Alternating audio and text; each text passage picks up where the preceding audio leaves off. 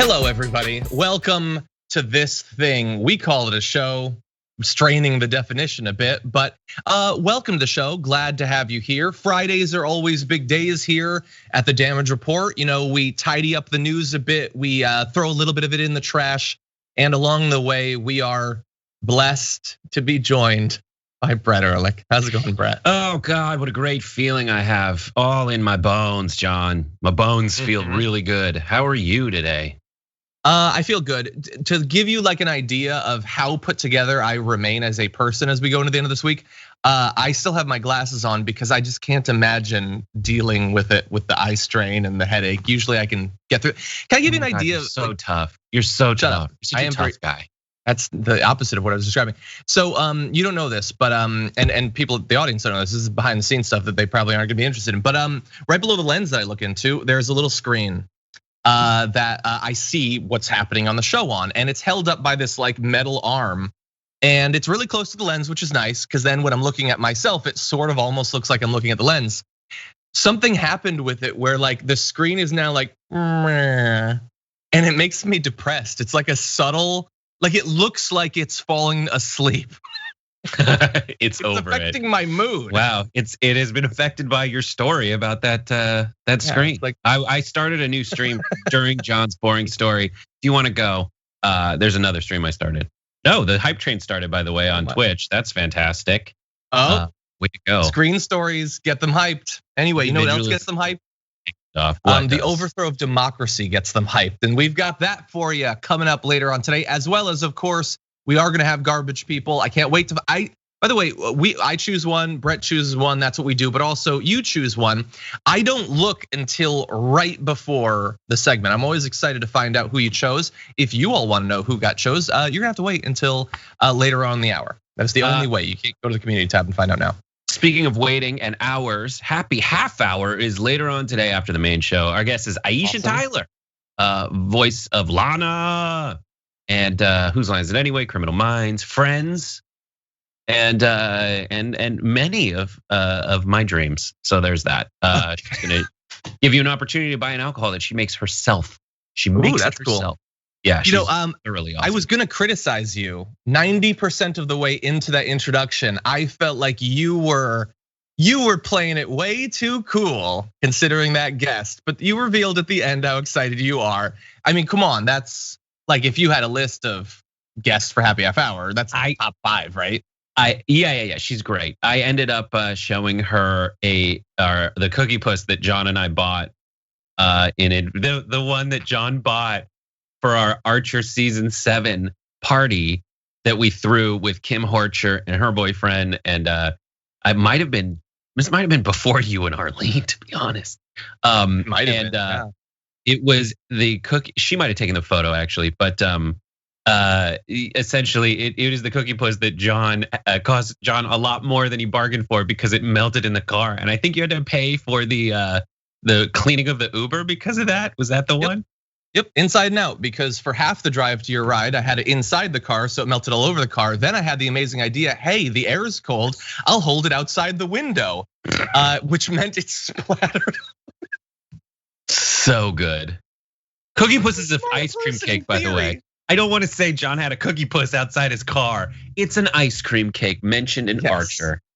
Exactly, and no, she's awesome. Lana, one of like the all-time great animated characters. So I can't wait to watch that. It's gonna be great. When I first had her on a show that I did like 10 years ago, that made like the list of animated characters that I am like wildly attracted to and oddly attracted to, right up there with the squirrel from Sword in the Stone.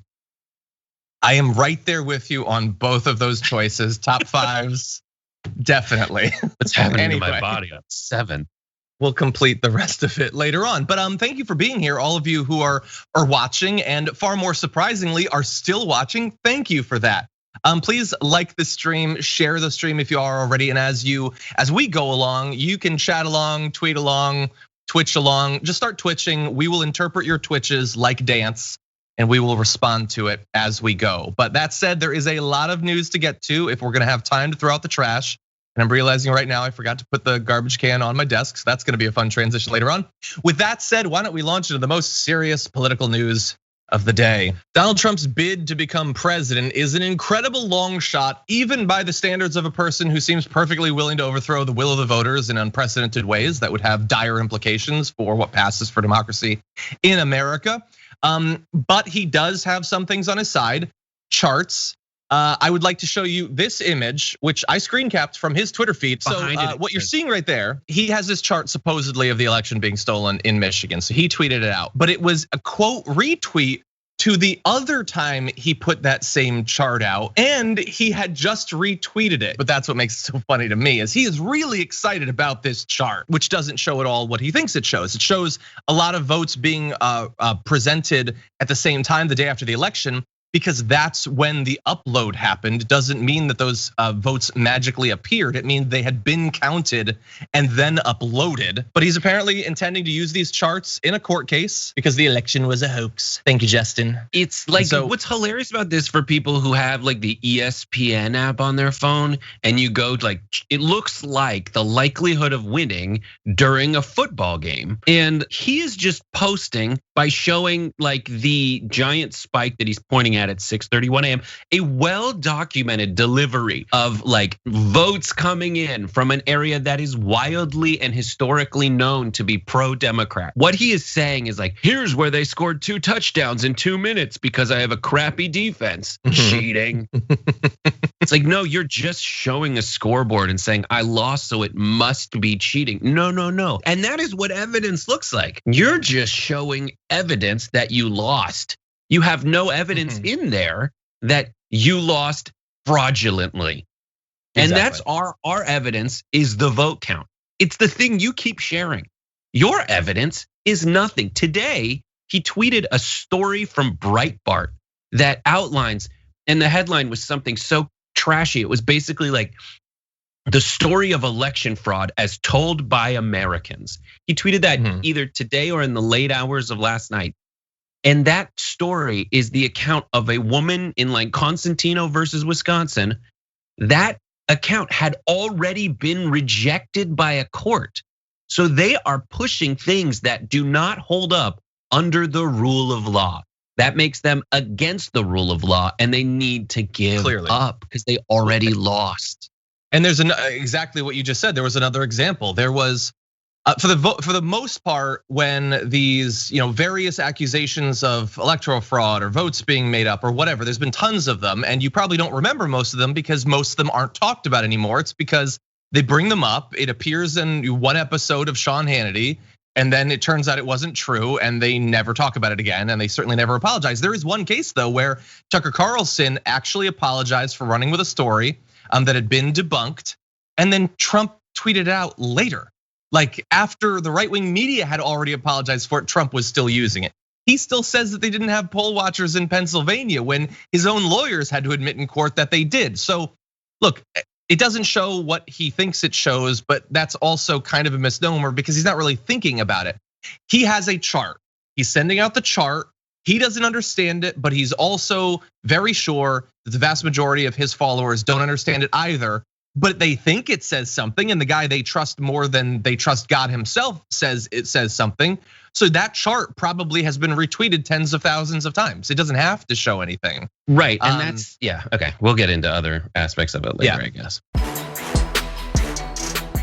At the same time that Rudy Giuliani is having his insane press conferences and Donald Trump is talking about charts, the really scary, if long shot effort to nullify this election is ongoing. The Republican leaders of the Michigan House and Senate are expected to meet with President Donald Trump at the White House today as Trump continues that long shot bid to retain the presidency by overturning election results in key states such as Michigan. Now, those leaders, House Speaker Lee Chatfield and Senate Majority Leader Mike Shirley, couldn't be reached Thursday. I guess they were busy. Though both have said they have no plans for any long shot maneuvers aimed at the Republican legislature naming an alternate set of pro-Trump electors for Michigan. But what you need to understand is, while they've said they're not going to just say, no, we're just giving the votes to Trump, even though that's not how the vote went. They've said that they won't.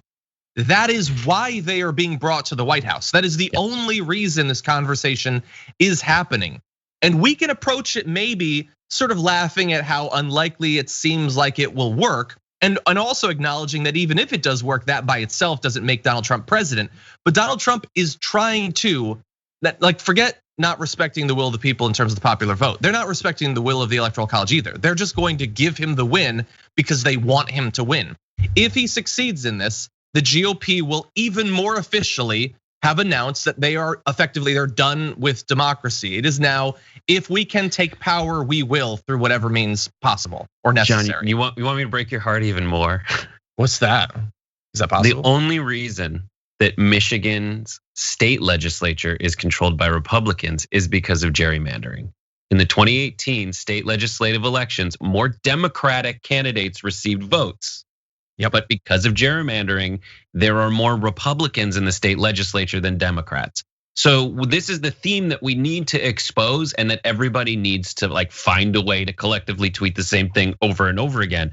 But like, democracy is so far gone in America in this specific respect. Like, we are used to seeing like the popular vote doesn't necessarily translate to a win in the White House. That is insane. Now, the Senate should be, constitutionally speaking, the Senate really should be the only thing where, because there are more Republican states than Democratic states, that's the only time where it should potentially be the case where there are more Republicans in the Senate than there are Democrats in the Senate. It's insane, but that at least has some kind of constitutional basis. Yeah, this is just gerrymandering. This is partisan drawing of lines, making it so that now we already talked about the popular vote and the not determining who the president is. Now it's not even the vote within the Electoral College system as we come to understand it. And not only that, the way that the Electoral College is potentially designed in this very weird, tenuous argument that like, oh, if there's too much fraud, we should let the state legislature decide. That's only under the assumption that the state legislature will be the same party makeup as the popular vote in the state. But that's not the case. So we are so far gone from what any reasonable person would describe as democracy. I agree. Because and now Trump is trying to exploit that in a way that even the most corrupt politicians and Republican presidents we've talked about in the past have not done. Why? Exactly. Because he's a little baby boy and he don't like to lose. And all the other little baby boys who are trying to use him but don't think he'll be able to secure the presidency, all the other Republican politicians who aren't calling him out for it, they're complicit in the coup that he's trying to do right now on Fox News. Yeah, I mean, I remember in the wake of that election in Michigan, I don't remember exactly what the numbers are, and lots of states are like this. It's just that this is one of the worst ones where they got like, I don't know if it was 57% of the vote in congressional races or 60%, and they got like 40% of the actual seats. It's madness. It's madness, and that's why we occasionally do dives into it. But no, the system from floor to ceiling is rigged in ways that uniformly advantage Republicans in anti-democratic ways. So this is what's happening in Michigan. They're saying they're not going to overturn it, but the president of the United States is trying to get them to overturn it. And as I said, Michigan wouldn't be enough. So what do you know? They're not stopping at Michigan. Two sources tell CNN, this is breaking news this morning, there are discussions currently underway with the president about inviting Republican state legislatures from Pennsylvania to the White House. It's not clear if those invitations have been extended yet, but President Trump has expressed interest in doing so as he tries to, and take a look at this, insert himself into the vote certification process. That's all he's doing. He's just inserting himself into the process. No, he's trying to convince multiple states to defy the will of their own voters in elections that were not remotely close. In Michigan, Biden is up by 156,000 votes, 2.8%. This isn't 0.2%. This isn't automatic recount. This isn't optional recount. This is a big win. Pennsylvania, I believe, is even bigger. These are not close cases. This is just the math they've done. We need those electoral college votes. Those states happen to have Republican state legislatures. So we don't care if Biden won by 100 million votes in those states. We're gonna take it if we can. And the process is underway. They are trying to steal this election by stealing those states.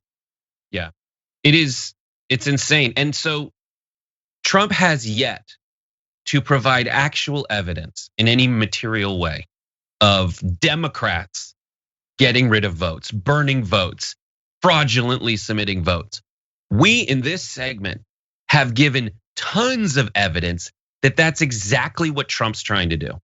He is trying to burn hundreds of thousands of votes. And to even that thing that you say is not like wildly incriminating, he's trying to insert himself into the vote certification process, something that you determined to be a euphemism, because yeah, it is much worse than that.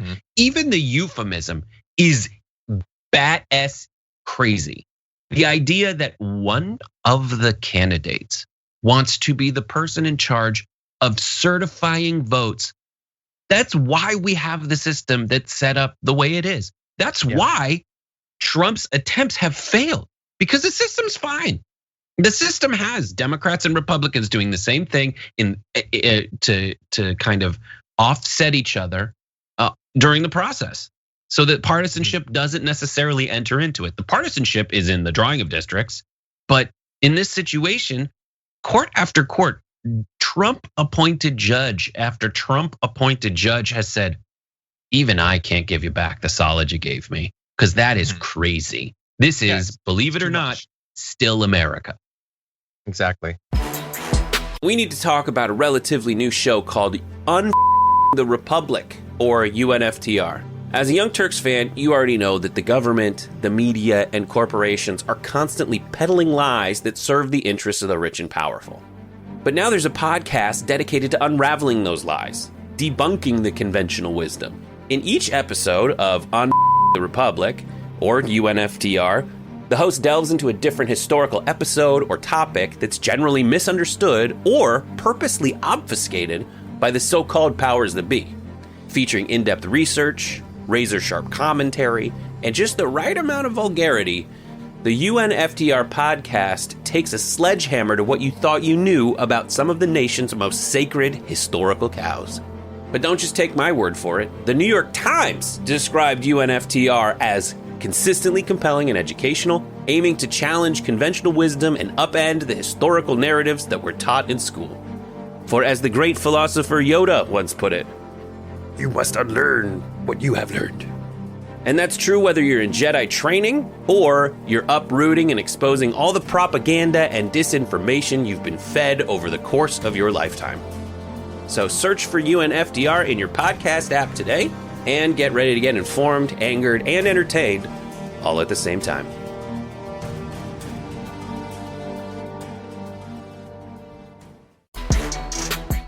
I think most people are, rightly or wrongly, they're looking at this from the point of view of Biden has won and surely he will become president, so we don't have to do much.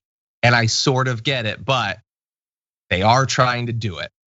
It is like we have never experienced in American politics what is happening right now. We did have an election that was stolen in a way that feels a little bit like that in 2000, but this is far more brazen and very public right now. And thankfully, there are some organizations, including media organizations that we have been critical of, that are, I think, accurately describing this in a way that quote that I gave you from CNN Politics does not. Front page of the New York Times is Trump targeting Michigan employee to subvert vote. That could be a little bit stronger, but it is accurate. Washington Post says Trump wages full assault to overturn election. And that is what it is. This is not in question anymore. This isn't, let's wait for 6 weeks in one county in Florida to figure out what the real count is. We know what the real count is. We know that Biden has won and that it's not close. It's not close in terms of the electoral count. It's not remotely close in terms of the popular vote. It's not even close in terms of the electoral count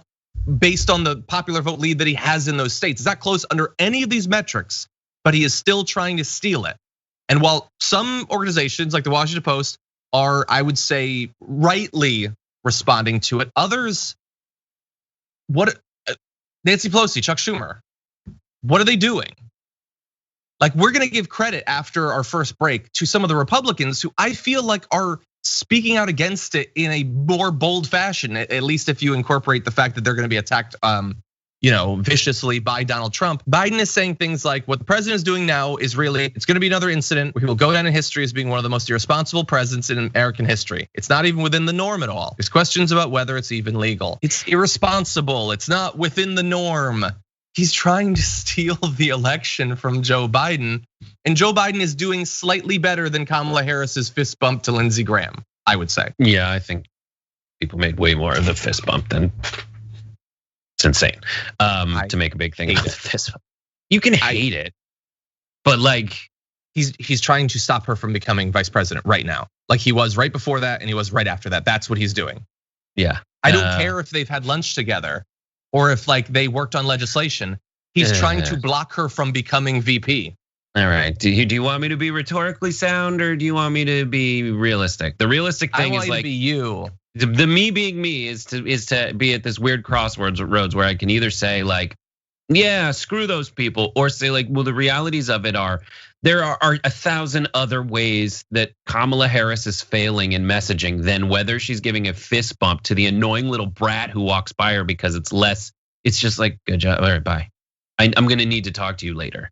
Like everyone's talking about like, huh? I would see him, I would know what he represents, what he's trying to accomplish, but like there would be no fist bump.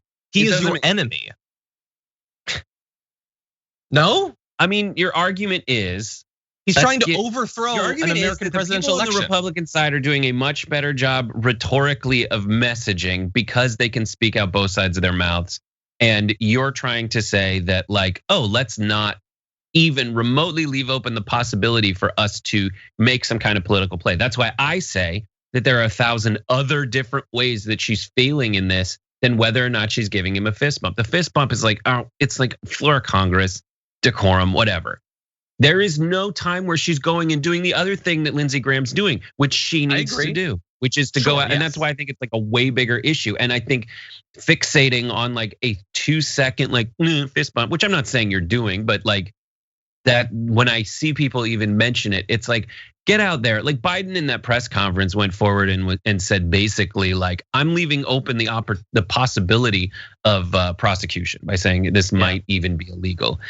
And I get just as frustrated as you with those things that are like, when the both sidesing of like floofy little articles, headlines, instead of the ones that you showed. And if you do, I watch CNN sometimes because I have this little thing in the shower that lets me put my phone on it. And they are not pulling punches anymore. They're like the wild and wanton attempt to steal the election by asking Michigan legislators to the White House. This is wildly inappropriate and incredibly legally dubious, to say the least. And the truth is, it is. I mean, if he pulls it off, I would argue, in many many ways that he is violating the like at least 2 major federal election laws. Yeah, by disenfranchising people and by like committing voter fraud and essentially disenfranchising people from their constitutional rights. I agree. My concerns, I think, go beyond just that it's a violation of law. Sidney Powell has been all over the place in the last 24 hours. I'm sure you've seen some of her appearances in the media in defense of Donald Trump. She's a Trump legal team member, and she's one of those that is most high profile, like maybe third in charge at this point. And I wanna show you a little bit of a video of her appearing on Lou Dobbs. And I want you to get a load of what she says should be done in this election and understand that this is not a private conversation. This is on TV. Here is what she wants to see. Let's start out right now with the president's path to victory here as you and the legal team see it. If you could give us just that canvas very quickly. Well, yes, Lou.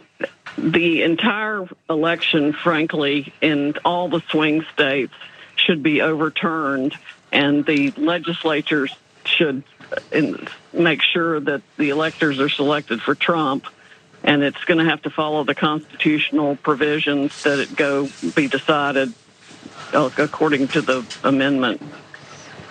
It's just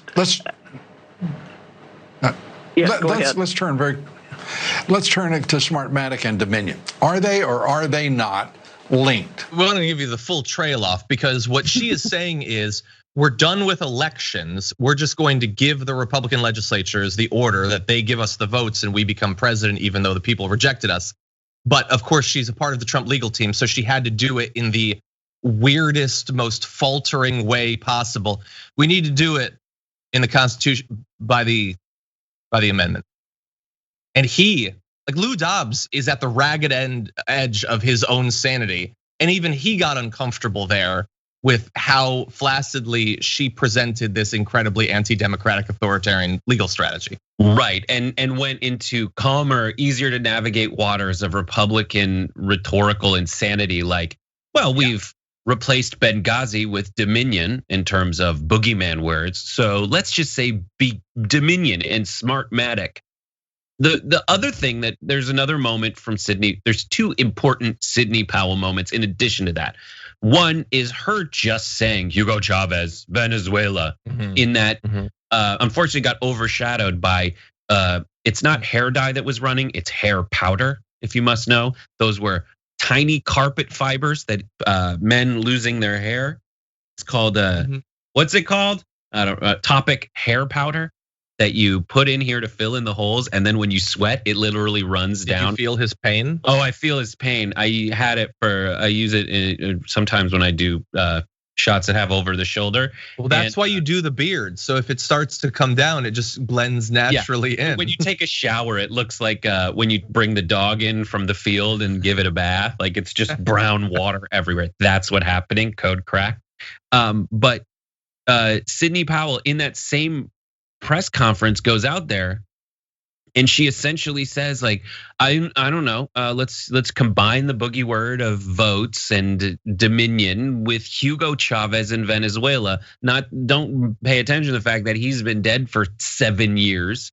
That's one aspect of it. And then Tucker Carlson on his show took 10 minutes, I don't know how many total minutes, to essentially say, listen, I wanted to give Sidney Powell the benefit of the doubt. Tucker Carlson did this. I invited her on the show and wanted to give her a whole hour, but all I asked is that she give us some of the evidence, and she wouldn't divulge the evidence. So that's like the only person who's gonna let her come in and spout the nonsense that's left in this big, cruel world is Lou Dobbs. And even he got uncomfortable with how weak that argument was. He moved on to something that at least is structured like a familiar argument. Well, yeah, and because he wants to focus on sort of the process. She's being too clear about the goal. She was basically saying overturn the results.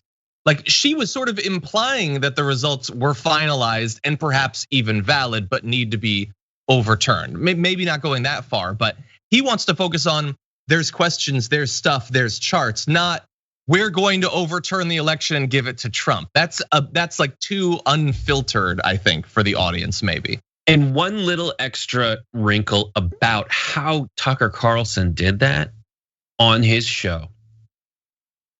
The way that Republicans who are who have grifted for years and years, but who even themselves understand that this is a bridge too far for the United States of America and there's no going back. Like it's that bridge that will crumple as you take your last step off it and you can't be back. You can't make America great again after that because it's not America anymore.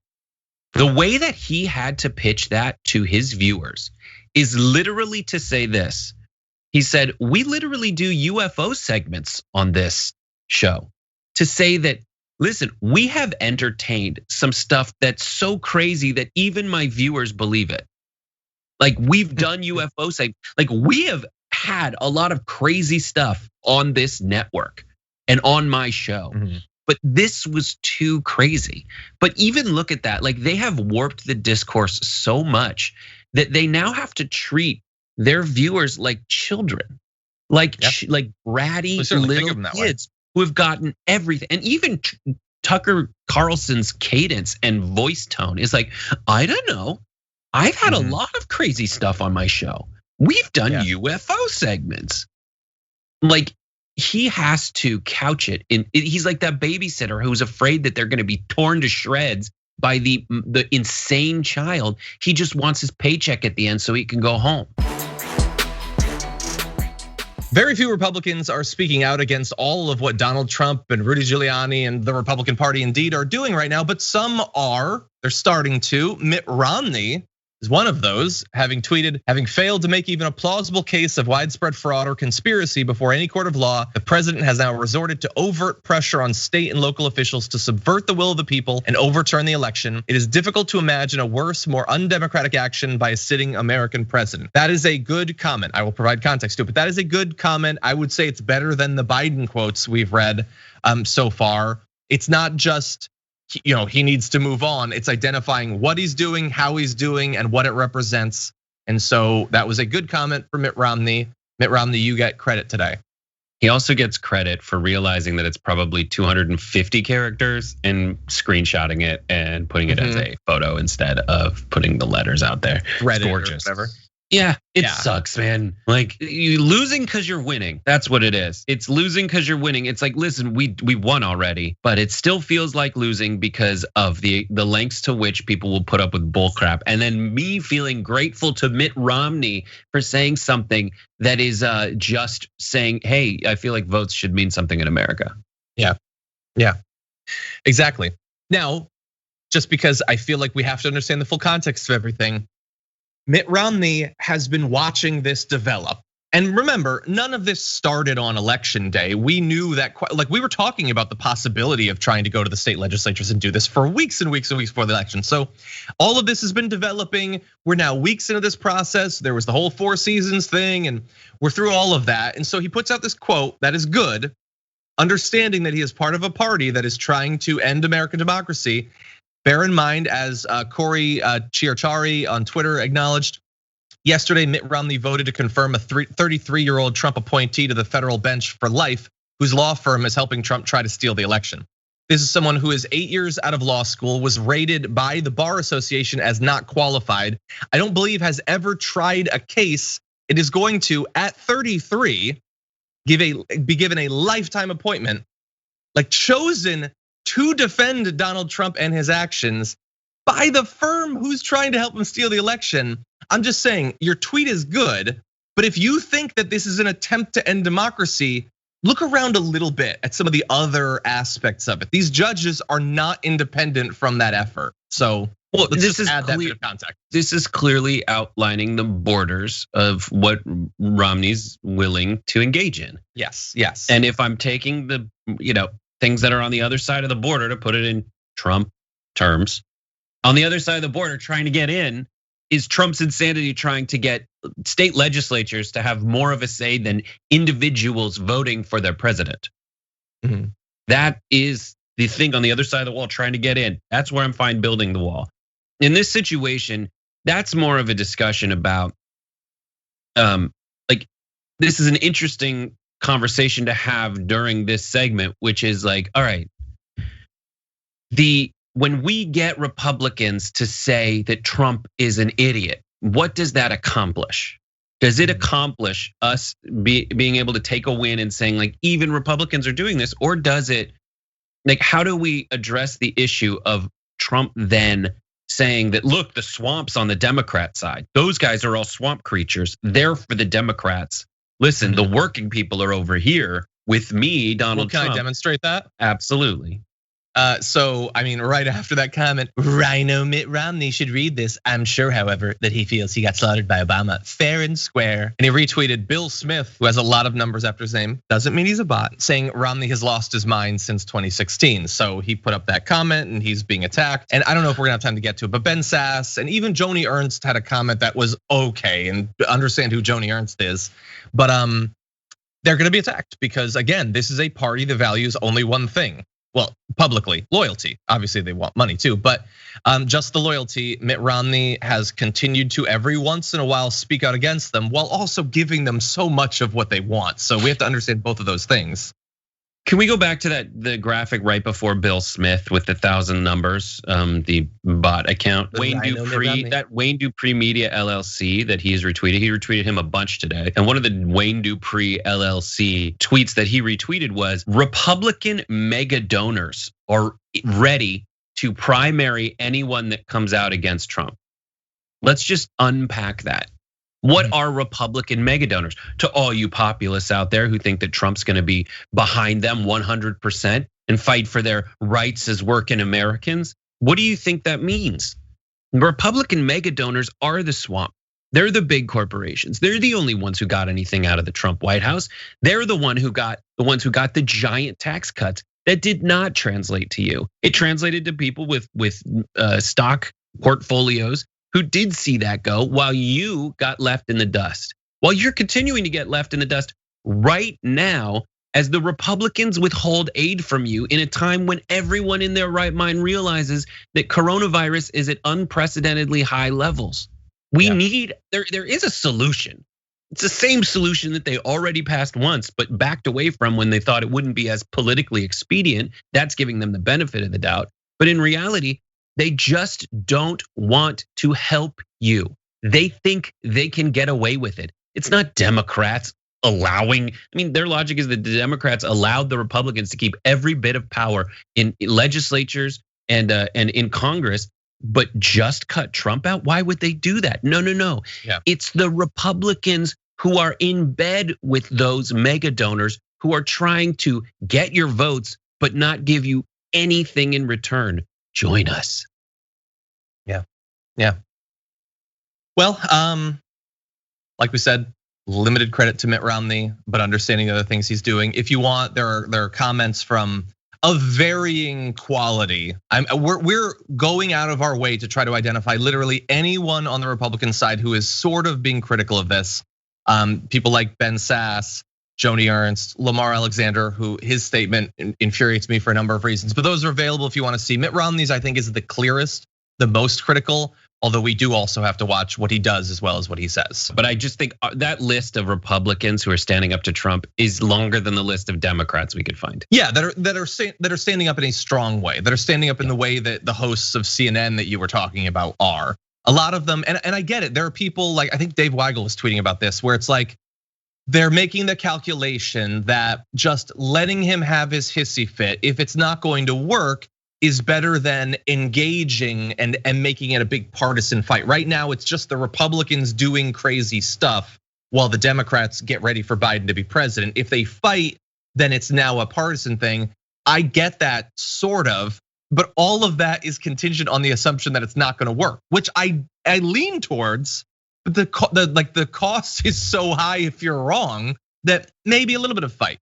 Maybe you get these Republicans and you do a big press conference where representatives of the Senate on both sides and members of the House as well on both sides come and say, this is an unprecedented assault on American democracy. We are not going to allow it, and whatever that means. Donald Trump's legal worries are waiting for him once he's no longer president, and they're already proceeding, including callbacks to the big tax stories that came out a few weeks before the election. Most people seem to have forgot that those happened, but the New York Times found quite a bit of information about Donald Trump's taxes that at the very least seems to indicate a person who feels they have no responsibility to contribute to the country that has given them so much, and also implies hypothetically quite a bit of illegal acts might have occurred.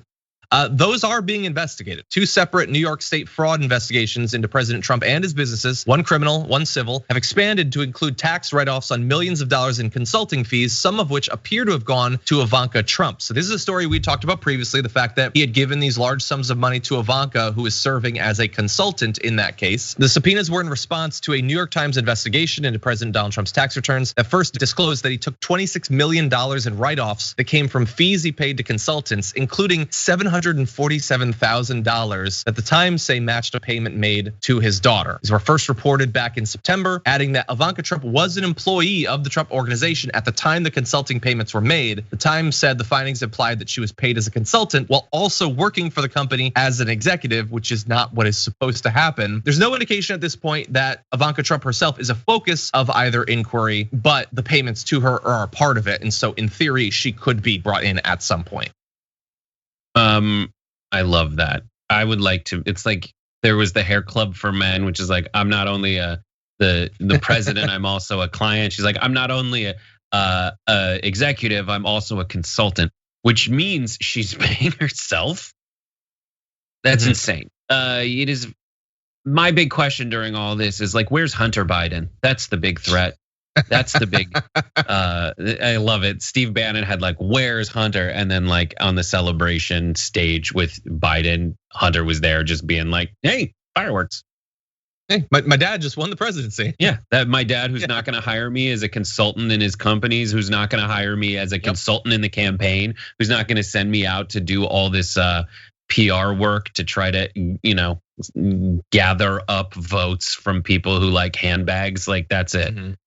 Yeah, this is the stuff that's so obvious, that's so wrong with the Trump organization, where like they say, let's get rid of the swamp. All they do is give favors to their families and people on the inside. It's like, well, that's exactly what the Trump family does for each other. Exactly. Yeah, and barely hide it. I mean, to some extent, he doesn't want his taxes to come out because there's full taxes, because presumably there's a lot more there. But he's also bragged for years about taking advantage of the tax code and write-offs and depreciation and all of that stuff. The guy that does that so brazenly, in many of the ways, are probably fully legal because the system is set up to benefit these sorts of people. I don't have a lot of goodwill towards the idea that he wouldn't do it illegally as well. Ivanka Trump disagrees, saying this is harassment, pure and simple, presidential harassment. This inquiry by New York City Democrats is 100% motivated by politics, publicity, and rage. They know very well that there's nothing here and that there was no tax benefit whatsoever. These politicians are simply ruthless. Well, look, if you guys did what it looks like you did, there are certainly tax benefits. That's what's going to be investigated. And isn't it nice to not have Biden be the one doing the investigation or Merrick Garland as AG? Go talk to them. Go. You guys have had lots of legal troubles. I'm sure you know where the offices are. Go and explain yourself. And maybe soon, maybe we'll have the full taxes too. And then we can really find out what's going on and see if it is just rage or maybe there's something there. It's never about principles, because let's look at the two Trump arguments. One by Ivanka Trump, which is, hey, we don't need to go through these lawsuits. We know this is BS. And then Trump, it's like, for his lawsuits about voter fraud, are like, no, let's go through the lawsuits first. Don't mind that every other lawsuit I've filed has been thrown out for being BS. We need to let this process play out. But when it comes to investigating his family for tax evasion and fraud of a different kind, it's no. You don't need to see his identification. Mm-hmm. These aren't the droids you're looking for. Yeah, and your favorite representative, jacket off Jim Jordan, he's saying, what, John, you pervert? That's what you say all the time. What? He says the Democrats don't want to investigate the voter fraud. Makes you wonder why. Well, we know why. It's a complete waste of time, and they keep losing literally dozens of times in courts. But so in this case, Ivanka, makes you wonder why. Why don't you want to look into this? What did you call Jim Jordan, John? Oh my God, literally Google it. It's all over. I'm not you. You know what you've done. Audience, Google and his word crap. Okay, we're gonna move on. No. Some people in the chat are like, what do I Google? What should they Google, John? Just don't even say the guy's name. What was the first two words he said? I was speaking about his propensity towards taking off his jacket to display his shirt sleeves. We have been trying over the past few weeks to get people to accept the idea that they are not going to be able to have the Thanksgiving that they want, because the pandemic is not only bad in the way that it's been all year, but it's getting far worse in the lead up to that day. And unfortunately, it doesn't necessarily look like ours or indeed the rest of the efforts to do that are working. Now, people are trying. The Centers for Disease Control and Prevention on Thursday urged Americans not to travel during the Thanksgiving holiday and to consider canceling plans to spend time with relatives outside of their households. That is great advice. Would have been greater if it had come more than like a week before Thanksgiving when people have already planned it. But okay, that's something. But unfortunately, they are going to run up against a whole lot of trouble, because if you look at this most recent COVID tracking project data, we've been wondering where it's going to go. Yesterday's report had 183,000 cases, 81,000 people currently hospitalized, and 1,971 deaths, almost 2,000, the most since May 7th. These are records, obviously. Then it's a straight line.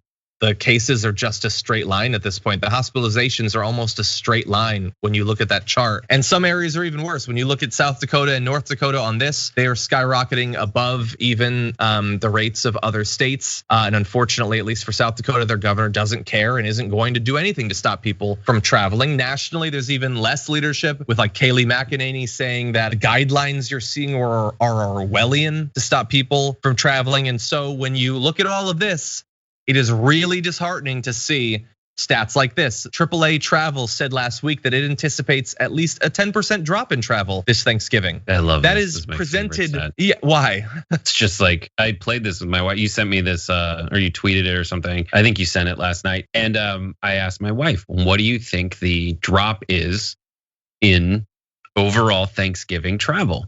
And she goes 69, because she's fun like that. And I go, 10.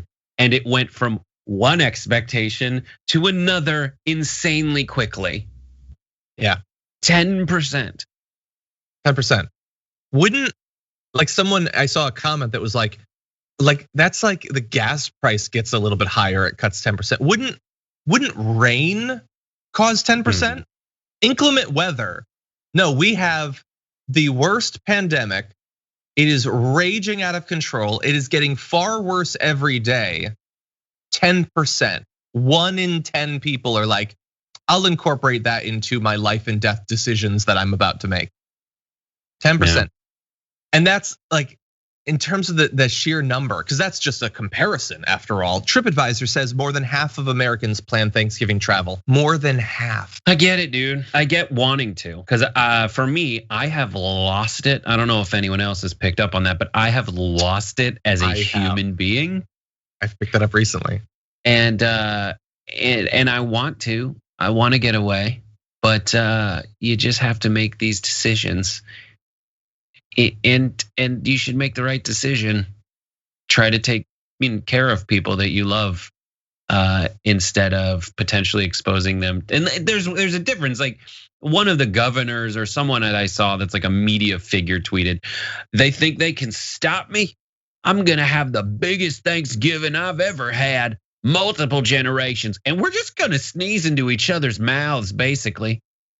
Like, can you pass? Like, we're gonna sit across the table from each other and infect each other. Like, there's a difference between saying, all right, we're just gonna have immediate family. We'll open up our phones and have and keep the iPad open or something and stream it back and forth and have a smart Thanksgiving. No, these people are like spiteful against COVID. And meanwhile, you have stories like the Dakota nurse who's saying that on their deathbed, people are like, I just thought this was a hoax. Why are you not giving me the magic cure? Or still think it's a hoax. Yeah. Yeah, it's still doing that. And then folks in Utah who are trying to break into hospitals because they think the ICUs are empty.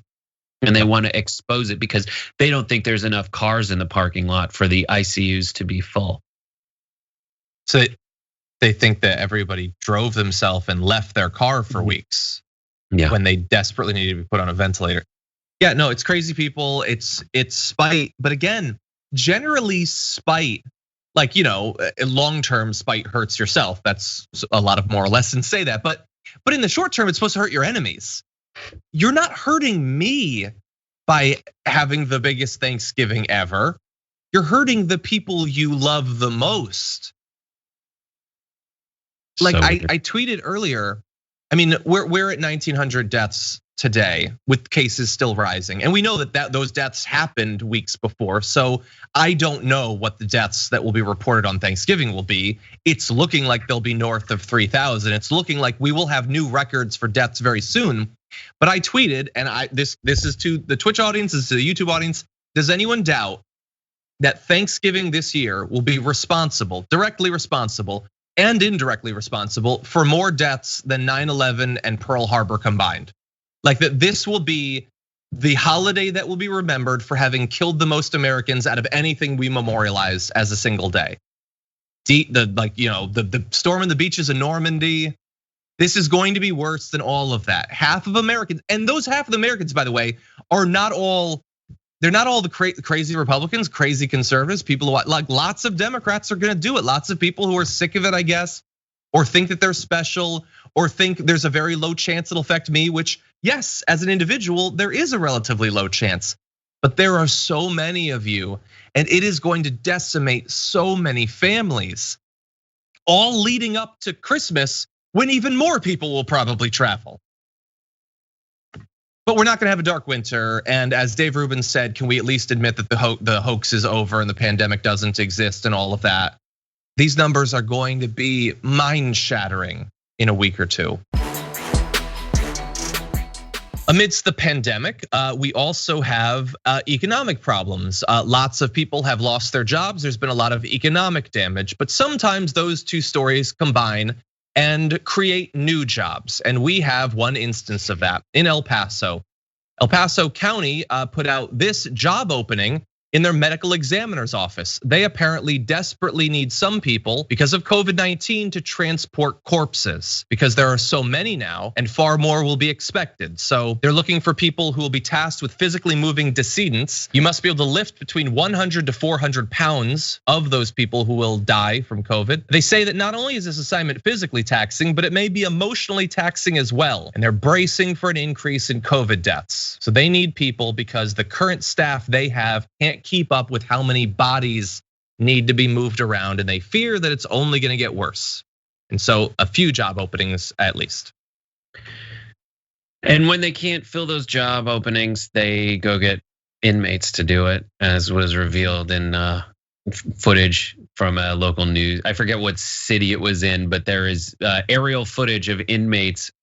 And someone tweeted like, this is the most American failure-y thing I've ever seen, where it's not only an overflow of dead bodies from a mismanaged pandemic crisis, but also we take like the de facto slaves that we have created, slave labor that we have, and cart them in, pay them maybe $1 a day. I know that isn't like technically slavery, but like we're having inmates because we have so many of them too. We have them come in, pay them $1 to move dead bodies, and then afterward get back in the truck after they've done something like that and head back to the pen. Like, yeah, it's so sad and depressing. I don't know what to make of it, other than to just shake my head and wonder why folks still support the policies and people who got us here. Yep. Yeah. It just kills me. Like we're 8 months into this, and we've had multiple, spikes of the spike to get it right, and we haven't.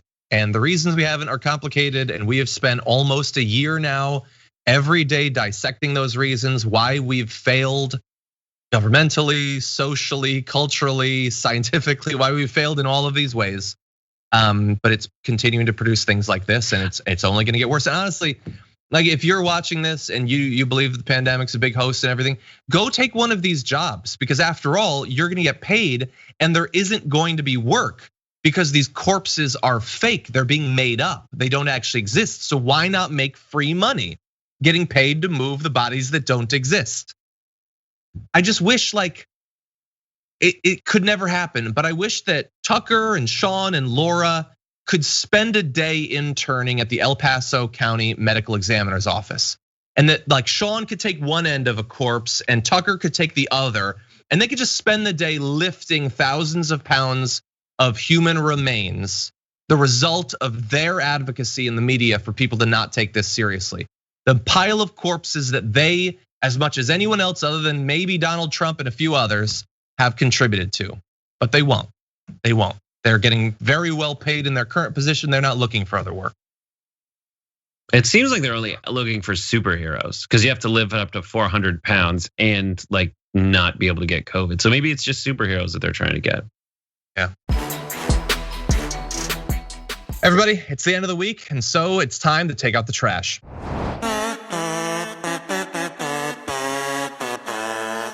Trashy is hungry. He has gone a long week between meals. Brett, what have you got for him today? So my garbage person of the week is not Ann Coulter, Laura Ingraham. And I always do that thing where I almost call her Ann Coulter. Laura Ingraham is my garbage person of the week. She is doing something that, once again, I can't believe she can do with a straight face. She is attempting with all of her might to reach out to Alexandria Ocasio-Cortez and get her to join the dark side.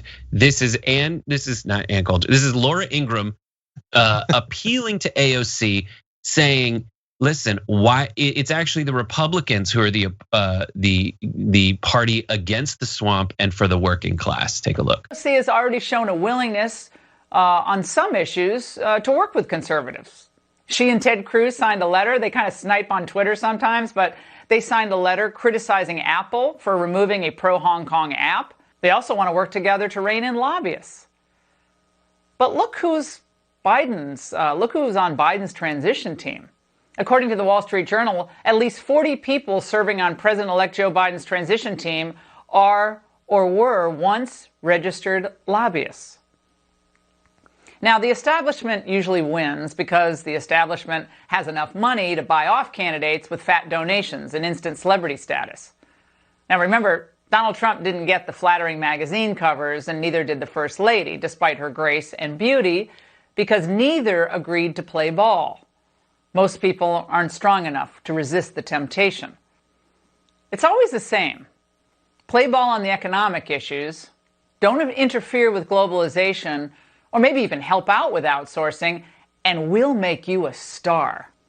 In the last few months, the establishment has shown her the carrot, the cover of Vanity Fair, of course, and the stick, leaks about how AOC is hurting the Democrat Party. All right, so who are you? Let's first talk about the messenger here. And I don't want to shoot the messenger, but then again, sometimes I do.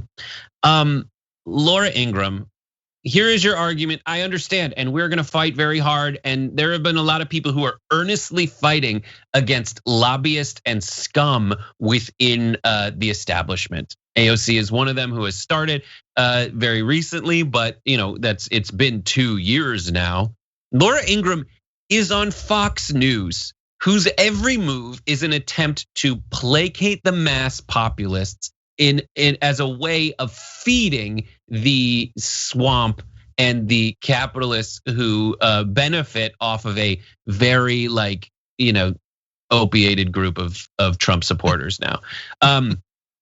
And so I just want to point out, here is a partial list of all the lobbyists in the Trump administration. Thank you. It gets smaller and smaller. This is going through only the L's, and I don't even think it's everything because I kind of cropped it because I wasn't going to get through. I gave up around the L's. Here are all the lobbyists according to OpenSecret.com/Trump/lobbyists. It is an insanely high amount. And then don't tell me that you're on AOC's side in this Vanity Fair cover thing, because here is Laura Ingraham yelling at AOC for two things during a tweet. One, she says AOC appears in Vanity Fair in outfits worth $14,000 to curse out Trump, which, as we've said, she didn't pay for. They're loaned to her. She doesn't own them.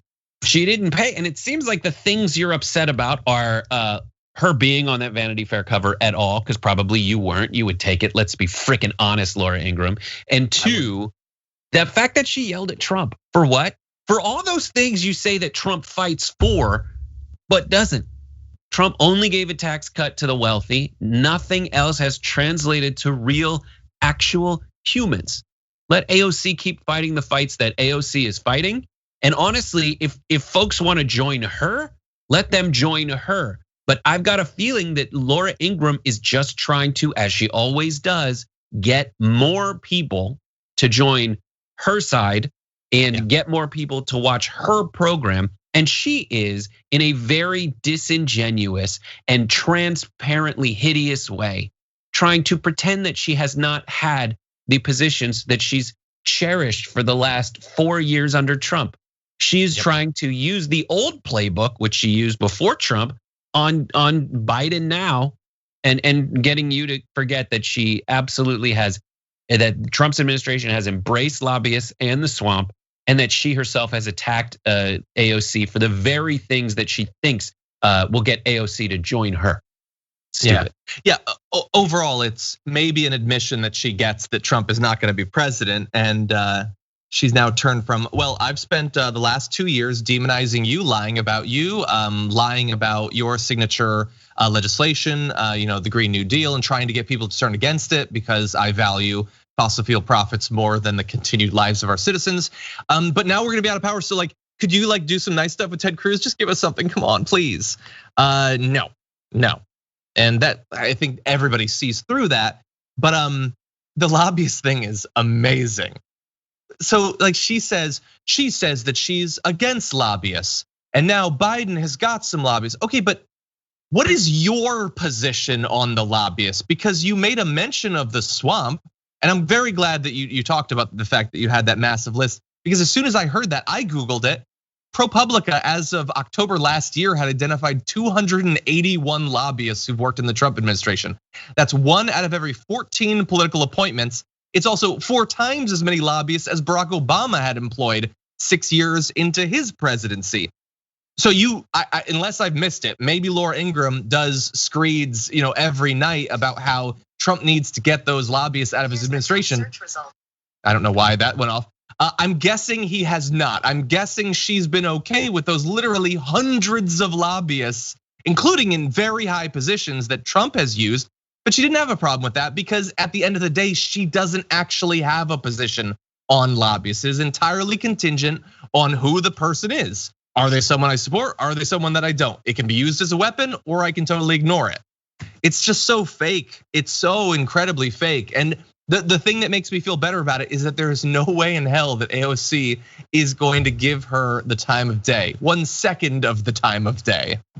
So ridiculous. But I honestly do believe that we should be like, the silver lining here is like, even Laura Ingraham understands that there are some parts of Trump voters' agenda that coincides with what AOC is advocating for. So just stay open-minded. She wants to get you jobs. She wants to save her family. She wants to keep food on your table in these very obviously terrible times. Yeah. So if you as a Trump supporter were able to get over the fact that Donald Trump is a billionaire from New York, by your definition, you're open-minded. You're very obviously open-minded to that. You got over something that you yourself would probably agree is a difficult thing to look past, but you did it. Maybe you can look past whatever preconceived notions you have at AOC and realize that she is fighting for your best interest. So keep that open mind that you so proudly declare you have. No. The idea that she would at this point, she would have a reckoning with the effect she's had and she would be open-minded to, no. No, I'm not talking about Laura Ingraham. I'm talking about Trump voters. Oh, okay, good. Yeah, there's at least a chance of that. There's a chance of that.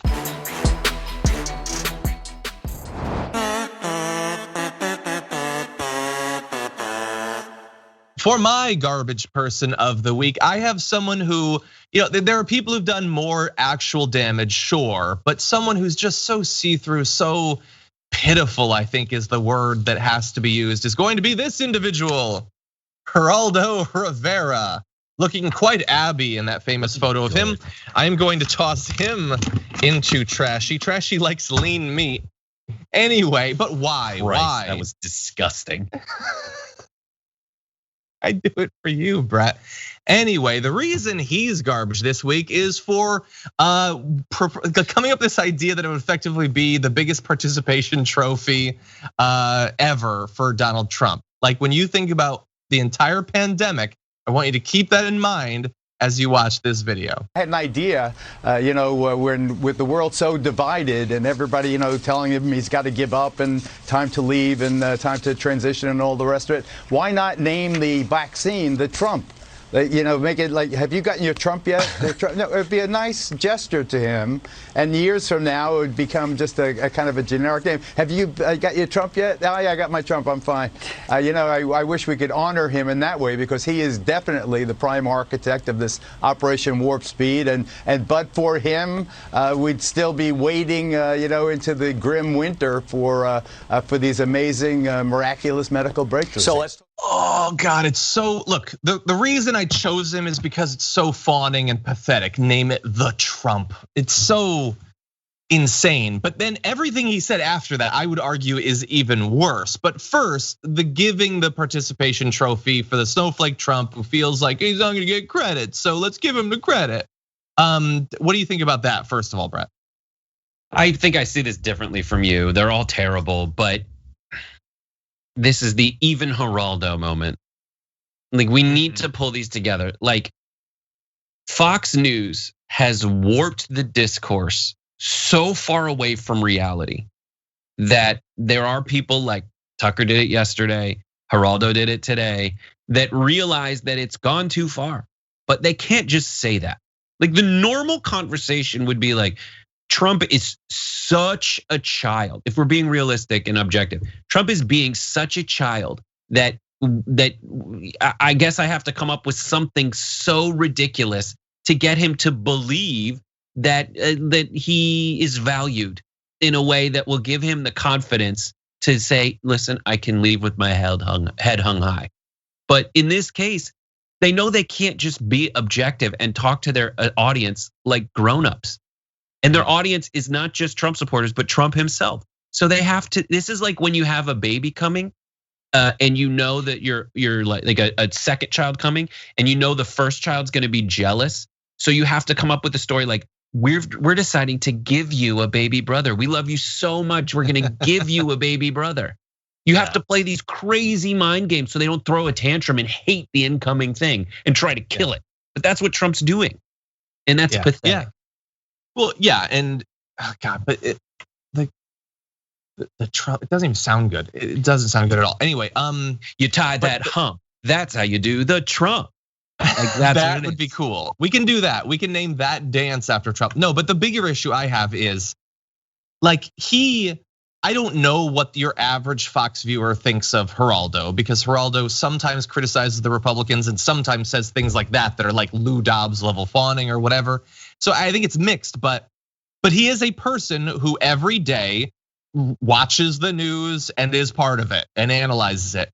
And what he said, even if we're moving past the Trump vaccine thing, he said he was instrumental in the development of the vaccines, which one of the two vaccines literally wasn't even involved in that process. The other one, they did get some funding, that's true.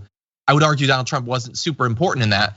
I would give a little bit of the credit to the scientists, maybe we could remember to do that. But more importantly, he said, but if not for Trump, we'd be entering into this dark winter. You're on the news. What do you think is happening right now with the pandemic? Yes, the vaccine was announced, and that's good, and someday we'll have it. Someday it'll be distributed. It wasn't distributed when the news happened, but he seems to think that it was. He thinks we were about to enter a dark winter, but now we're not because the vaccine exists. No, the cases are skyrocketing. More than 2,000 people are, I'm just gonna say, are gonna be reported dead literally today, and it's gonna be higher tomorrow, and it's gonna be higher the day after that. And it's gonna continue to go up because we don't have the vaccine right now. But he's still on the news pretending in a different way than the others. Sure, he's talking about it slightly different than Tucker Carlson or Laura Ingraham, but he's still talking about it as if it's, yay, we're done, we're good, and just in time for Thanksgiving. No, we're not at all. How could he speak so irresponsibly about a pandemic that is not only not done, but we might not even have yet seen the worst of?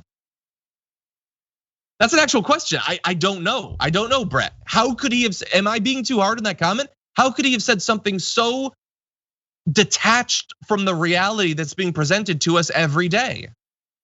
It's insane. Someone said that it feels like you're playing pandemic and someone has all the cures, but they're like, you just have to wait for 4 turns before it gets to that person. Mm-hmm. But what we don't account, and then the game will be over. So we know it's within our reach, but you're not one of those people who has all the turns between now and then is Trump, and he just might throw the board over. And everything he's doing is throwing the board over. And not only that, but he won't go. He won't, maybe he walked away. He's not doing any pandemic stuff. No, he's not. We have that as that's a fact. He hasn't done any pandemic-y stuff. And then this argument that like, if not for Trump, there wouldn't be a vaccine. You already mentioned that one of the companies did not participate in it, but other people, their counter argument is, well, there is a giant offer from the federal government to buy the vaccine. Mm-hmm. Okay, everything's wrong with that. Other countries have that for everything, by the way. Other countries collectively negotiate for drugs all the time on behalf of their people. That's how they get lower prices. That's how their system makes it such that it costs half as much to treat people and they live longer as opposed to the United States. So that's frustrating. Secondly, you think there wouldn't be a financial demand for this product without Trump? You would think people wouldn't want a vaccine for the biggest virus on earth if not for Trump's package of buying it, right? No. The only argument is that Trump got rid of some of the regulations that are in the way of fast tracking a vaccine. But you have no evidence that another president wouldn't do that. Yeah, what I do know for a fact is that other presidents would have had a much more responsible reaction to this vaccine. I know that the guy who won the presidency for the next 4 years hasn't had coronavirus overrun his inner circle the way it just did with Trump's inner circle. I haven't seen it run rampant with the wanton disregard for every reasonable precaution that one would take when there's a virus like that. Like Chuck Grassley, Rudy's kid, 50 people. I think Jake Tapper's like, I lost count, but I think we're in the 50s with people in Trump's inner circle. Like, I know that people in Biden's circle didn't get it to the extent that people in Trump's circle did. Why? I think we all know why. But no, Geraldo and everyone on Fox and Friends needs to talk to their audience and Trump like their children. That's elitist. That's elitist. Is to say, listen, let me dumb it down for you. I'm smarter than you, Donald Trump. So I'm gonna tell you, we're gonna name it after you. This is your little baby. You get to name it the Trump vaccine. Yeah. Are you kidding me? Call it the Pfizer vaccine. Call it the COVID vaccine. Because you know what's important? That makes sense to me. The vaccine. Yes. We don't call the polio vaccine the FDR. Exactly. And look, right now he's garbage in the context of wanting to give naming rights to Trump for the vaccine. But in 3 months, we're going to be doing a garbage person about someone on Fox telling people not to take the vaccine. So just get ready for that, because they want the credit now, but they're going to be telling people not to take it later. That's definitely coming. Now, those are our garbage people, but what about you? Thousands of you went and voted for the Damage Report community garbage person. And we're gonna run up the top 5. At number 5 for this week, with 3% of the vote, is Candace Owens for her Harry Styles comments, where she got triggered by the fact that he was wearing a dress. Apparently that's not politically correct of him. In number 4, we have Rudy Giuliani at 8% of the vote for being a terrible lawyer and not maintaining control over his hair fibers. In 3rd place, we have Scott Atlas at 17% of the vote for telling people to rise up against COVID rules. Number 2 this week, almost getting it, but Wayne County Republicans at 20% of the vote for trying to disenfranchise voters. Honestly, I think out of those 5, they should have gotten it, but I was overruled by the community. 53% chose this week Lindsey Graham for telling Georgia's Secretary of State to throw out ballots. Your garbage person of the week, Lindsey Graham. He's in the can this week. He deserves to be there every week. Thank you, everyone who voted. And Brett, thank you for being a part of this episode. Thank you. I want to thank everyone in advance for watching Happy Half Hour after post game today. So there's that. I also want to thank John for being on Common Room later tonight. It's myself, John, Craig, one of the other guy that you hear laughing besides Edwin in the background of main show, and then Adiana Vega, who you've seen on and used to work at TYT. Awesome. So that's gonna be fun tonight at 6 p.m. Pacific, 9 p.m. Eastern, only at twitch.tv/TYT, and members get it later on demand. Awesome. Thank you, Brett. Have a good one. You too. Pretty much for the past few weeks, everywhere you look, you're going to see on TV some legal defender of Donald Trump. But it turns out that his legal defense team goes a bit deeper than just whatever Rudy Giuliani is currently saying. So joining us now to break down what's really going on, what this law firm is really all about, is the justice correspondent for The Nation. Joining us once again, Elie Mystal. Welcome back to the Damage Report. Thank you so much for having me, John. Always glad to have you on, always enjoy your work. So you did an article about Jones Day, one of the biggest law firms in the country. I actually don't know much about it. What are they all about? Yeah, so Jones Day has been the Trump administration's law firm of choice. Right from the get-go, Trump hired 14 lawyers out of Jones Day to be a part of his administration in various capacities. That's unprecedented. And I know we use that word a lot when we talk about Trump, but that is truly abnormal for one law firm to get so much power from one administration. And Jones Day has paid that forward by being Trump's kind of legal representatives in so many of his cases. They're basically, I would call them almost a wing of the Justice Department at this point.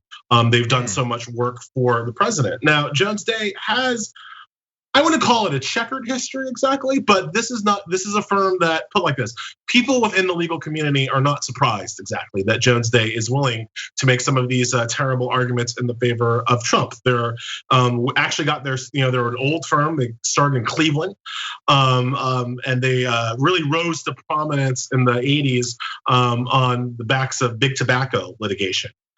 So, these are, you have the tobacco lawyer DNA, if you will, in the firm. And I do not say that, kindly. That's, that. Oh, I got that. Best, right? The thing about it, and look, I believe, and I mean this seriously, John, I believe that one of the most noble things a lawyer can do is to defend one of the, some of the worst people in the world, right?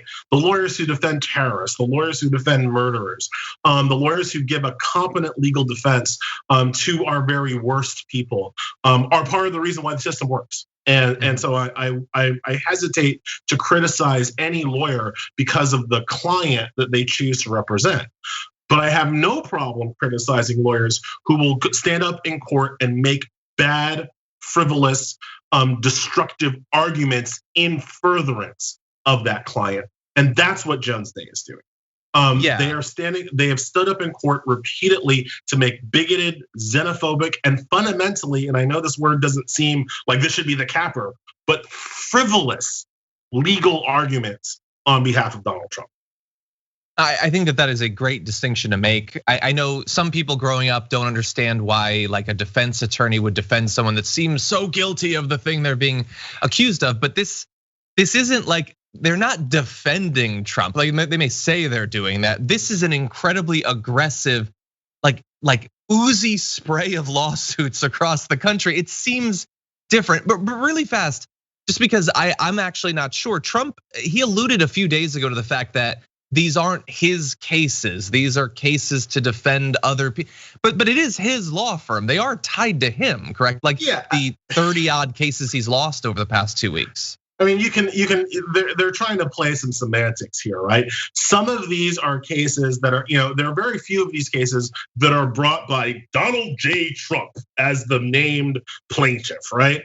Some of them are brought by the RNC. Some of them are brought by individual citizens that Trump has joined, but they're all part of the Trump organization. And again, I'm not gonna make this analogy idly. It's kind of like the mob, right? Michael Corleone is not the defendant in every single mob case, right? But it's the button man, it's the pusher, it's the whatever that are all kind of represented by the mob lawyer.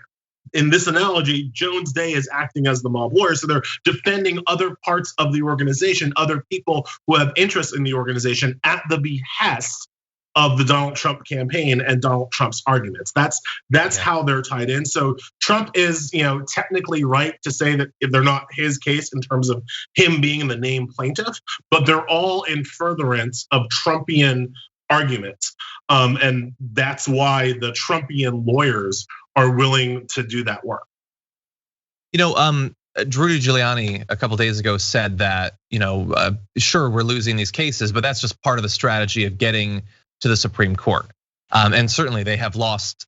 You shake your head. So what's your response to that? It's just, again, when I say frivolous, there is a rule, and I don't want to get too technical, but there is a rule. It's called Rule 11 that is supposed to sanction lawyers who bring frivolous lawsuits. So when Rudy Giuliani, or most specifically President Trump, says that they withdrew from a case in Michigan because they already won, because they succeeded in delaying certification of the vote, that is an extra legal outcome that they were looking for. So they were looking to use a frivolous lawsuit to delay a process happening outside of the courtroom.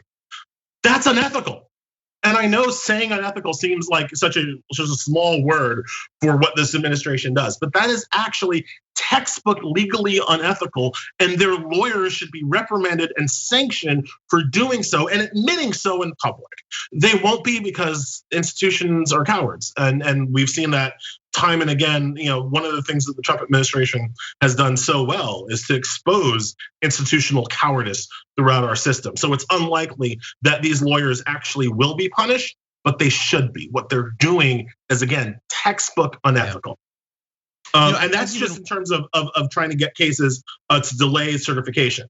You were going towards cases that they're specifically trying to get in front of the Supreme Court. There's only one case of all the 30, 31, 32 lawsuits that they've brought. There's only one case that has even a snowball's chance of getting in front of the Supreme Court. That's something that's happening out in Pennsylvania, where they're objecting to the counting of ballots that were mailed before Election Day, but received after Election Day because of basically post office shenanigans and lateness.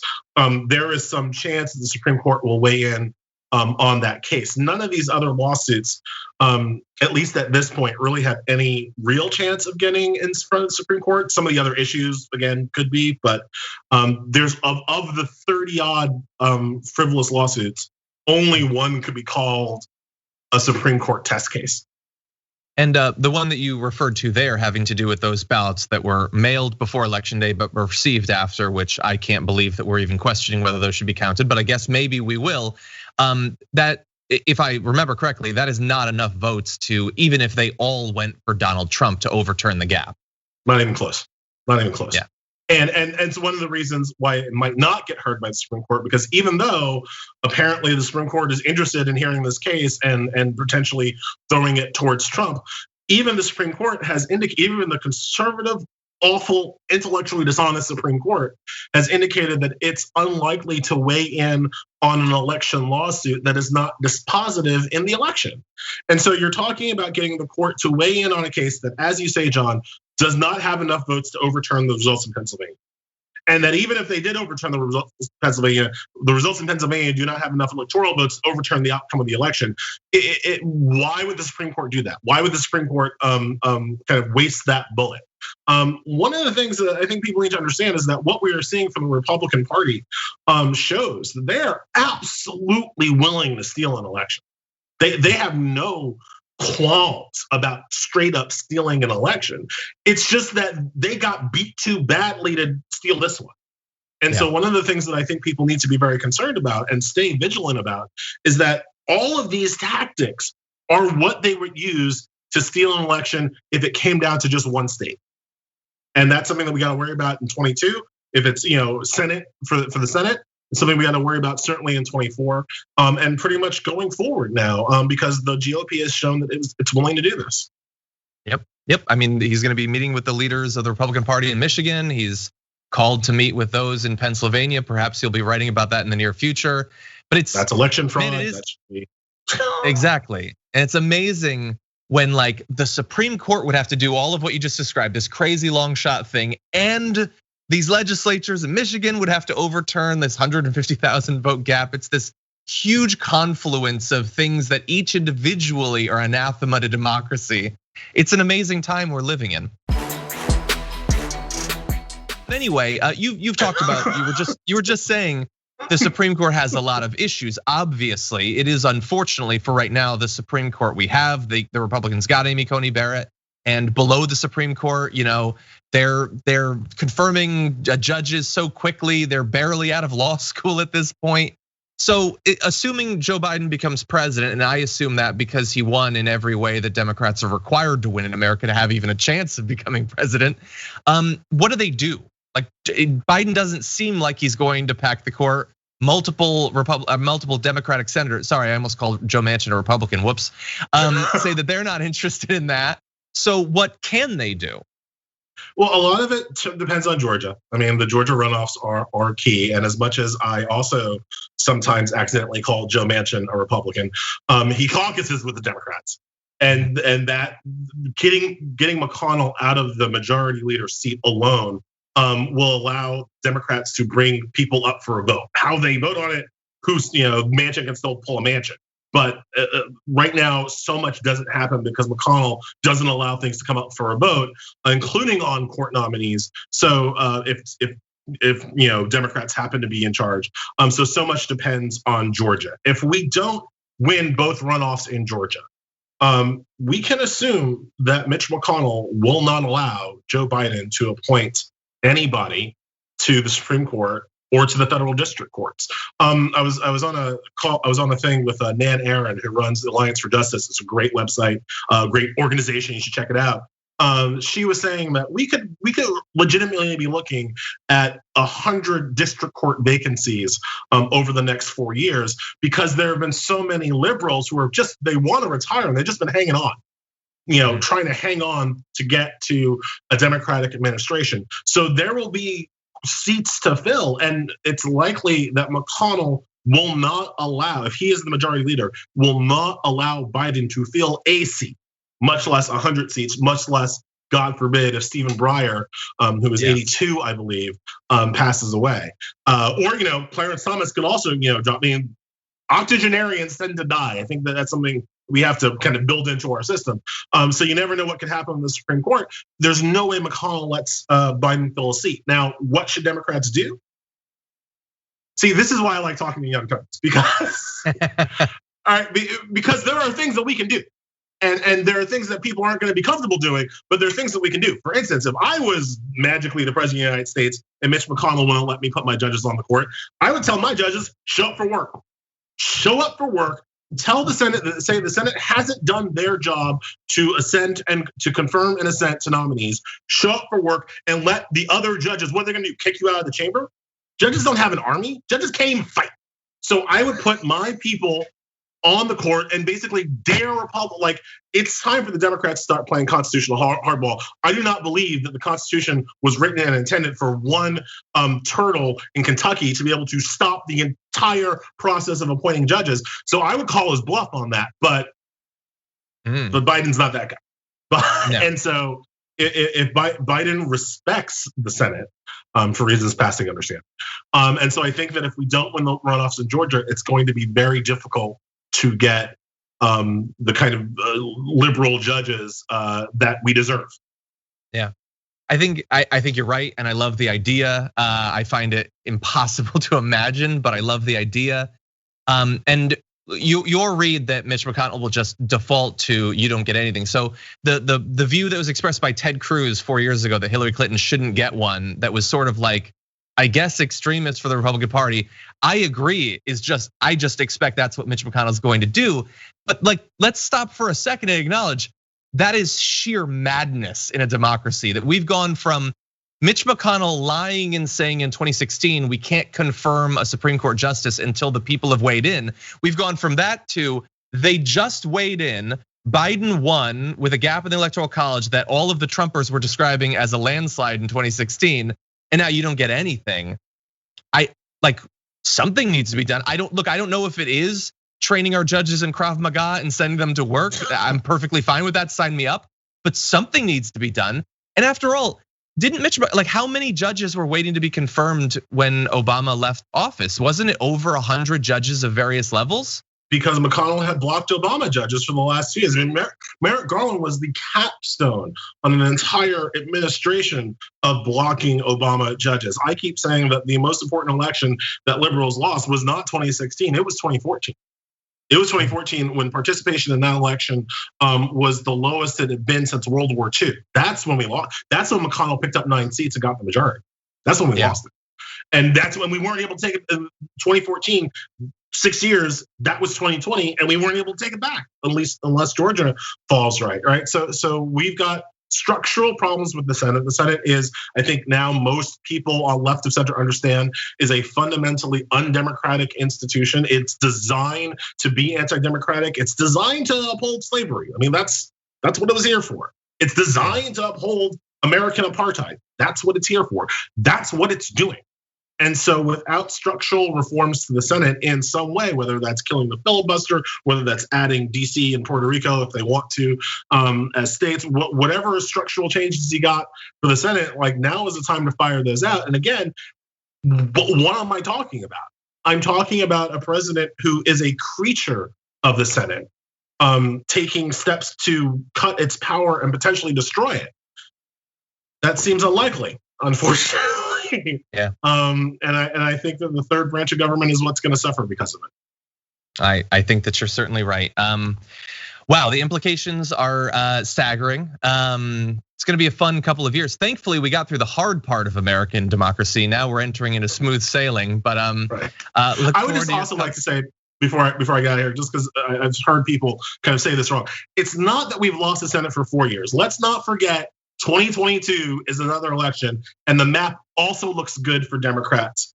In terms of winning Senate seats in 2022. Pat Toomey, Pennsylvania, he's retiring. That's an open seat in Pennsylvania. That could be a pickup. So like the way that I think people have to think about it is 21 to 22 being 2 years of aggressive use of executive orders, putting everything you have into taking back the Senate in 22, and then 22 to 24, the set of bold governance that can help the next person win in 24 against Nikki Haley or Tom Cotton or Ivanka Trump or Donald Trump or whoever they run.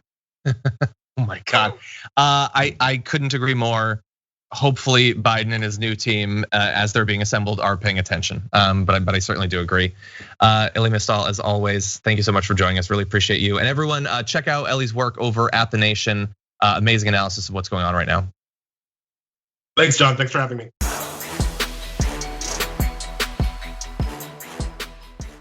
Thanks for listening to the full episode of The Damage Report. Support our work, listen ad-free, access members-only bonus content, and more by subscribing to Apple Podcasts at apple.co/TYT. I'm your host, John Adarola. I'll see you soon.